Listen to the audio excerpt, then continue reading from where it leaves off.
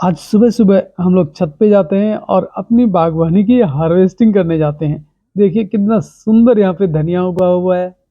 हमने ढेर सारे किचन गार्डन लगाए हैं, ढेर सारे फ्लावरिंग प्लांट भी है, कुछ फ्रूट प्लांट भी है और ये धनिया देखिए लग ही नहीं रहा है जैसे हमने पॉट में इसे उगाया हो, छत के ऊपर उगाया हो।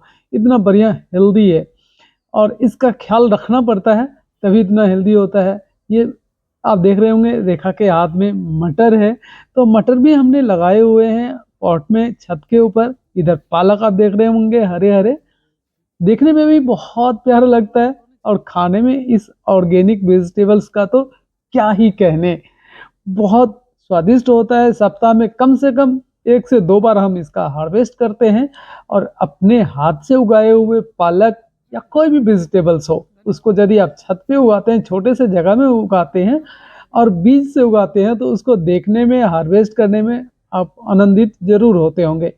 ये रेखा के हाथ में आप देख रहे होंगे मटर, जो हमने थोड़ी मात्रा में भले ही उगाया हो, लेकिन इसके पीछे मेहनत और खुशी बहुत बड़ी है, क्योंकि जब आप बीज खरीद के लाते हैं, वहाँ से इसका केयर करना स्टार्ट हो जाता है। बीज खरीद के लाना, पॉट में लगाना, पानी से सींचना, इसमें फूल आते हुए देखना और अंत में इसका हार्वेस्टिंग करने का जो आनंद है, वो मैं क्या ही बताऊँ आपको। यहाँ तक ये जो आप इसके बेल देख रहे हैं ना मटर की, वो भी बेकार नहीं जाने वाली, उसको भी यूज़ करते हैं हम लोग बागवानी में। इधर हमने प्लास्टिक के बाल्टी में देखिए गोभी लगा रखे हैं, फूल गोभी, पत्ता गोभी और इधर थर्मोकोल की पेटी में लगा रखे हैं मूली, जिसको आज हार्वेस्ट करके बनाने वाला है पराठा। जी हाँ दोस्तों, मूली का आप साइज़ देख सकते हैं। साइज़ देख के आपको यकीन नहीं होगा कि ये चौथे मंजिल पे कंक्रीट के ऊपर रखे हुए गमलों में उगाया गया है। साइज़ देख लीजिए आप।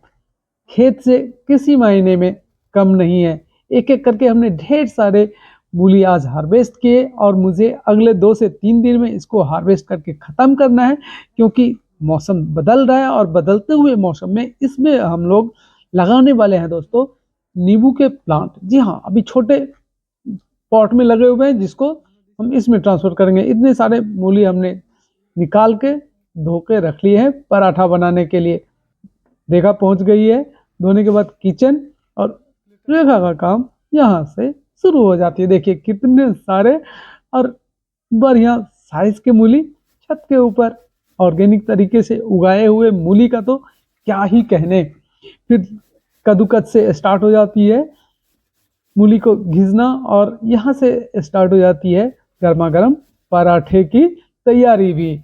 तो एक-एक करके हमने 2 से 3 मूली ही घसे थे, उसी में हम 2-3 जने के लिए भरपूर पराठा के लायक मूली हमें मिल गया।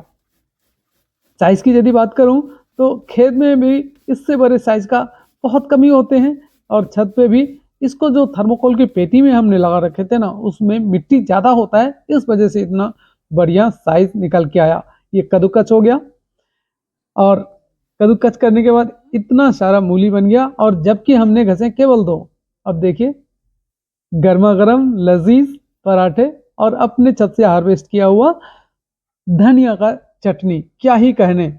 और जब सामने गरमा-गरम पराठा हो, तो बर्दाश्त नहीं होता, मैं किचन में खड़े-खड़े ही खाने का आनंद ले रहा हूँ। वीडियो आपको कैसा लगा?